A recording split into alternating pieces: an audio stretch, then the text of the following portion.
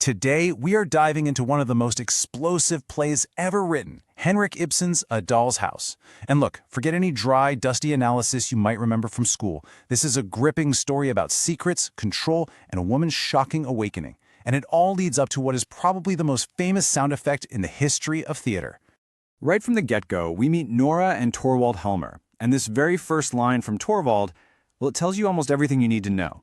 He calls her his little lark, his squirrel, his spendthrift. Now, on the surface, that sounds kind of sweet, right? But listen closer. It's how you talk to a cute pet, or maybe a child you're fond of. It's not how you talk to an equal. This one line is the foundation of their entire world. All right, so here's how we're going to walk through this incredible story. First, we'll see the picture-perfect life. Then, we'll watch a massive secret begin to unravel. Next comes a frantic dance of desperation, followed by the terrifying letter in the box. And finally, the door slams shut. So first up, let's step inside what looks like the absolute ideal life. We're in the Helmer's home, it's Christmas time, everything is decorated beautifully, the whole scene just screams comfort, happiness, and success. It's the 19th century dream. And you know, looking around, it seems like they have it all. Torvald just got a big promotion to bank manager, so money worries are a thing of the past. Nora is this bubbly, playful wife and mother to their 3 little kids. They've got the house, the income, the future all mapped out. I mean, what could possibly be wrong here? Well, this is where we start to see some little cracks in the facade. Torvald's control over Nora is total. It goes way beyond those pet names. He chides her about spending money he gives her, like an allowance, and he literally forbids her from eating sweets, like macarons, worried they'll spoil her teeth.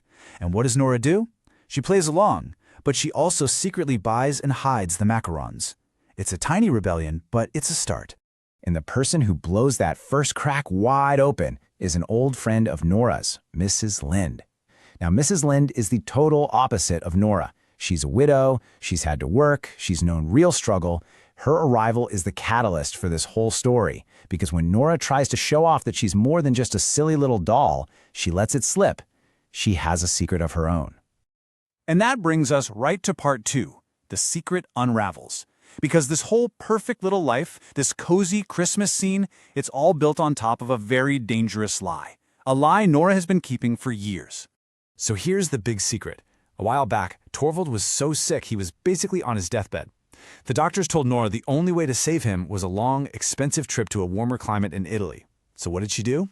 She took matters into her own hands. She went out and secretly borrowed the money. Now you have to remember, for a woman to do that back then was almost impossible. They had practically no financial rights.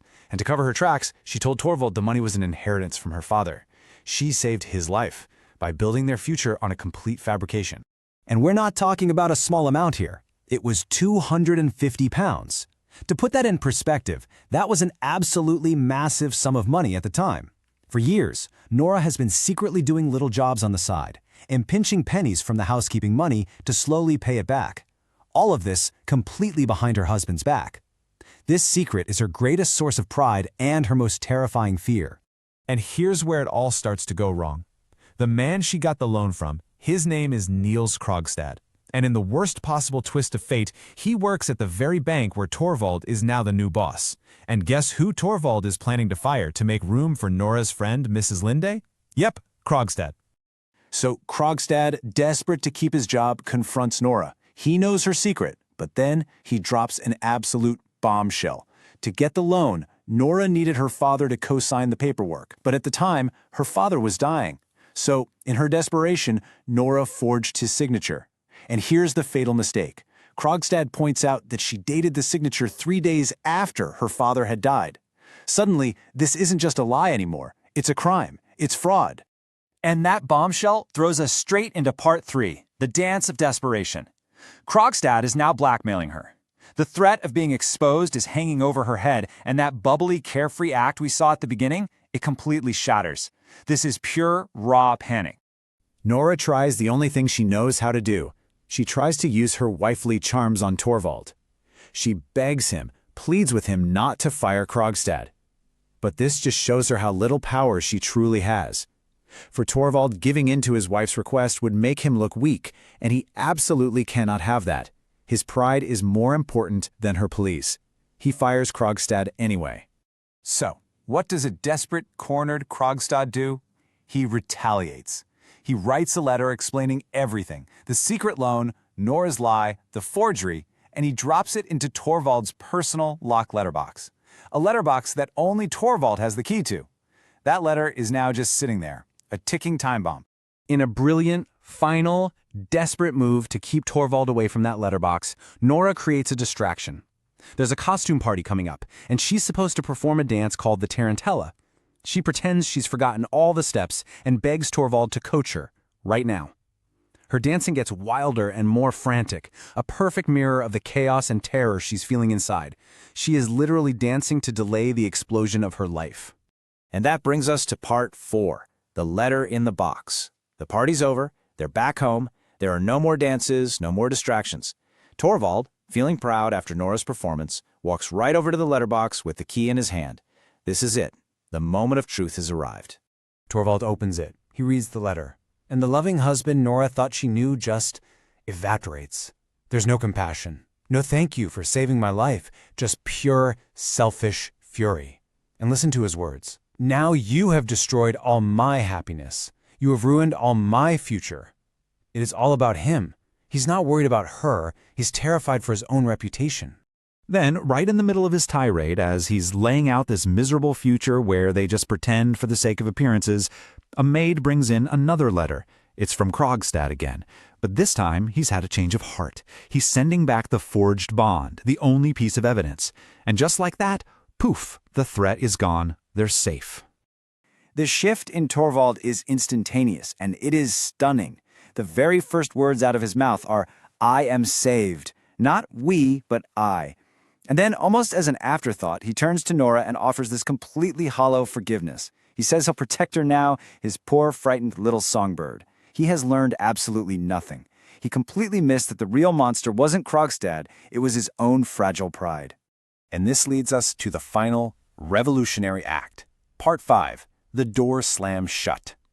See, for Torvald, the problem is solved. Everything can go back to being perfect. But for Nora, oh no. The woman she was 15 minutes ago is gone forever. The blinders are off. She has seen the truth. Their final conversation lays it all bare.